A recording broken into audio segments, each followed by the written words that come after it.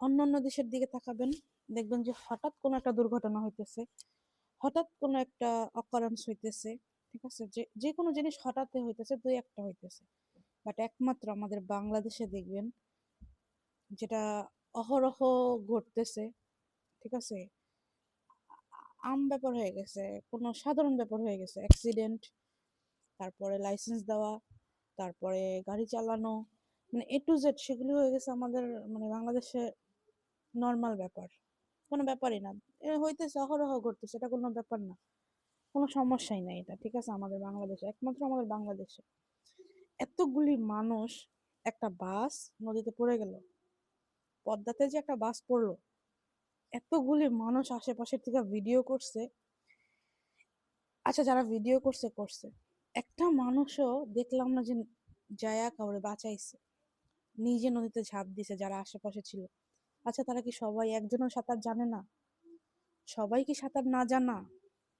আমার, মানে আমরা তো দেখলাম ভিডিওটা, যে চারো পাশ দিয়ে এক একজন ভিডিও করতেছে, কোনোটা এই অ্যাঙ্গেল থেকে আসছে, কোনোটা ওই অ্যাঙ্গেল থেকে আসছে, কোনোটা সামনের অ্যাঙ্গেল থেকে আসছে, ডাইনে বামে সব অ্যাঙ্গেল থেকে, চারো পাশ থেকে ভিডিওর অ্যাঙ্গেল আসছে।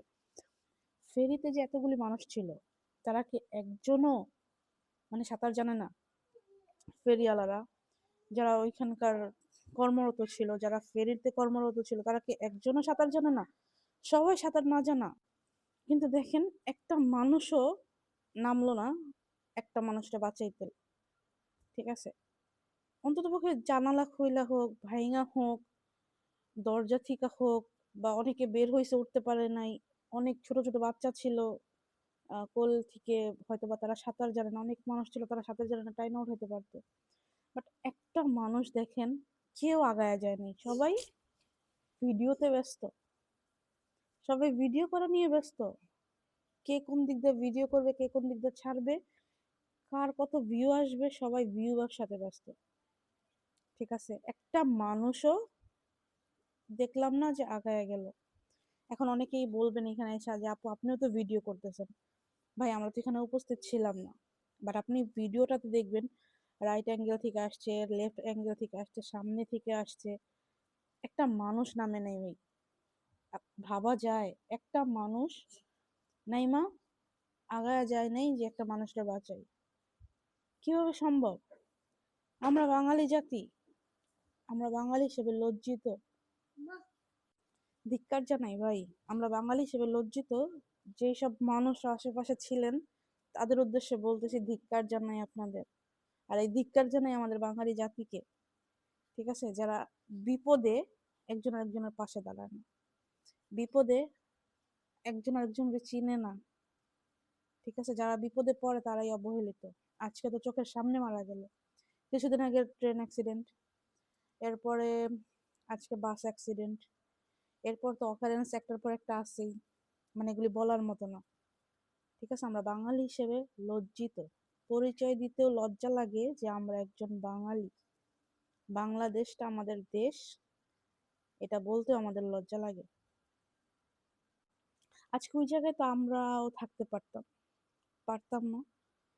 কত মায়ের বুক খালি হয়েছে, কত কত মায়ের বুক খালি হয়েছে, ভাবা যায়? 40-50টা সিট একটা বাসে, বা প্লাসও হইতে পারে, এতগুলি মানুষ, এখান থেকে হয়তো 2-3টা বা 4টা বা সর্বোচ্চ 10 জনই বাঁচছে, এছাড়া বাকি সবাই মারা গেছে। কতগুলি মায়ের বুক খালি হয়েছে, কত মানুষের সন্তান হারা হয়েছে, কত মানুষ তার সন্তান হারাইছে, কত মা তার সন্তান হারাইছে, কত ভাই তার বোন রে হারাইছে, কত বোন তার ভাইরে হারাইছে। ভাবা যায় আমরা কোন দেশে বসবাস করতেছি, যেই দেশে অ্যাক্সিডেন্ট একটা নর্মাল বিষয় হয়ে দাঁড়াইছে আমাদের।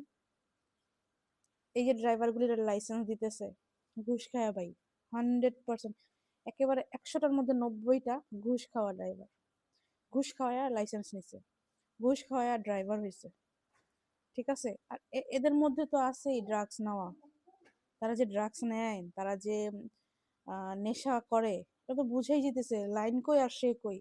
আর এখানে এত স্পিড দিয়ে দিছে সেই বাসে, সে কি সেন্সে ছিল? সে সেন্সে ছিল না, 100% সে নেশাগ্রস্ত অবস্থায় ছিল, ঠিক আছে। মানে যে দেশে কোনো আইনের ব্যবস্থা নাই, কোনো চেক নাই, কোনো চেকিং ব্যবস্থা নাই, কেউ কাউরে দেখতেছে না কে কি করতেছে, কে কোথায় যাইতেছে, কে কে কিভাবে ড্রাইভিং লাইসেন্স নিতেছে, এগুলো দেখার মতন কেউ নাই।